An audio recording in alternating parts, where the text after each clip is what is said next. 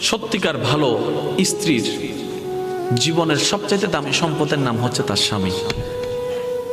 মাকে, বাবাকে, পরিবারকে সব কিছু ছেড়ে ওই স্বামী নামক শব্দটাকে খুশি করার জন্য সবকিছু ছেড়ে অচেনা এক পরিবারের মধ্যে চলে আসে। সুবহানাল্লাহ। আসে তো আসে, খুব অবাক লাগে, আবার মানাইও নেই, একদম ম্যাচিং হয়ে যায়। যেখানে যাই সেই রকম একটা মেন্টালিটি আল্লাহ পাক তাদেরকে দান করেছেন ম্যাচিং হয়ে যাওয়ার জন্য।